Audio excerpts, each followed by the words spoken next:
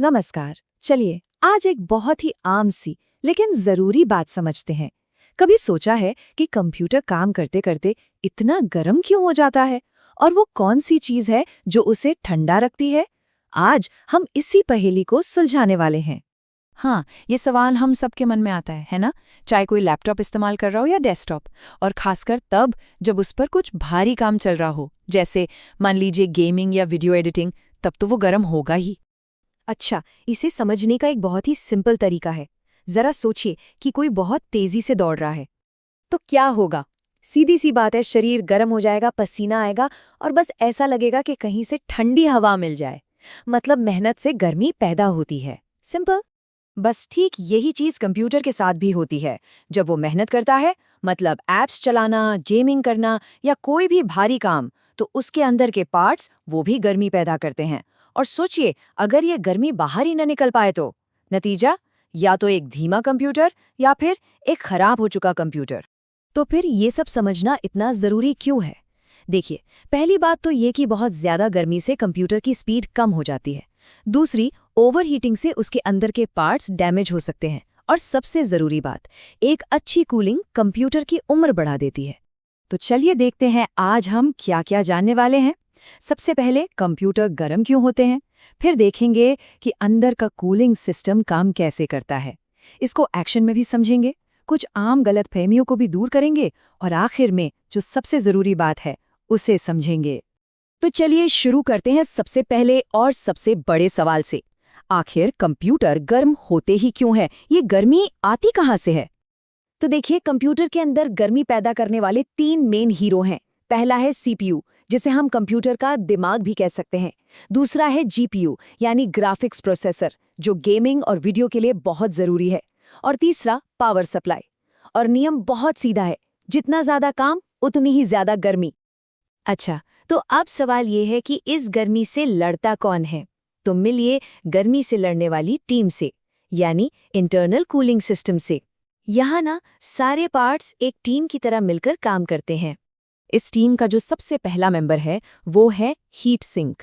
ये मेटल का एक पार्ट होता है जिसका काम है सीपीयू या जीपीयू की गर्मी को सोखना और उसे फैला देना। इससे होता ये है कि पंखों के लिए उस गर्मी को बाहर फेंकना आसान हो जाता है। अब अगला है थर्मल पेस्ट। ये एक बहुत ही खास पेस्ट है जिसे सीपीयू और हीट सिंक के ठीक बीच में लगाया जाता है। क्यों? ताकि गर्मी आराम से सीपीयू से हीट सिंक तक पहुंच सके। इसके बिना ये पूरा सिस्टम ठीक से काम ही नहीं कर पाएगा। और आखिर में आते हैं पंखे। इनका काम तो सब जानते ही हैं। ये गर्म हवा को कंप्यूटर से बाहर फेंकते हैं और ठंडी हवा को अंदर खींचते हैं, बिल्कुल वैसे ही जैसे हमारे किचन का एग्जॉस्ट फैन काम करता है। ठीक है, तो हमने सारे पार्ट्स को अलग अलग तो समझ लिया। अब देखते हैं कि ये सब एक साथ मिलकर असल में काम कैसे करते हैं। और इसके लिए हम एक लैपटॉप का उदाहरण लेते हैं। तो सोचिए कि एक हैवी गेम शुरू किया गया है। अब क्या होगा? सीपीयू और जीपीयू दोनों जोरों से काम करना शुरू कर देंगे, जिससे जाहिर है बहुत ज्यादा गर्मी पैदा होगी। ये सारी गर्मी सीधी जाएगी हीट सिंक के पास। जैसे ही सिस्टम को पता चलता है कि गर्मी बढ़ रही है, वो पंखों को और तेजी से घुमाने लगता है और फिर सारी गर्म हवा वेंट्स के जरिए बाहर। इस तरह से पूरा सिस्टम खुद को ओवरहीट होने से बचा लेता है। चलिए अब कुछ ऐसी आम गलतियों और कह सकते हैं मिथकों की बात करते हैं जो कंप्यूटर कूलिंग को लेकर लोगों के मन में होती हैं। सबसे आम मिथक तो यही है कि अगर पंखा बहुत शोर कर रहा है तो मतलब वो खराब हो गया है। पर ऐसा हमेशा सच नहीं होता। असल में ज्यादातर मामलों में तेज आवाज का मतलब ये होता है कि सिस्टम ठंडा रहने के लिए बहुत मेहनत कर रहा है, जो कि उसका काम है। तो एक तरह से ये एक अच्छा साइन भी हो सकता है। एक और बहुत बड़ी गलतफहमी है कि लैपटॉप को अंदर से भला कौन साफ करता है, उसकी कोई जरूरत नहीं होती। जबकि ऐसा बिल्कुल नहीं है। अंदर जमी हुई धूल हवा के रास्ते को ब्लॉक कर देती है।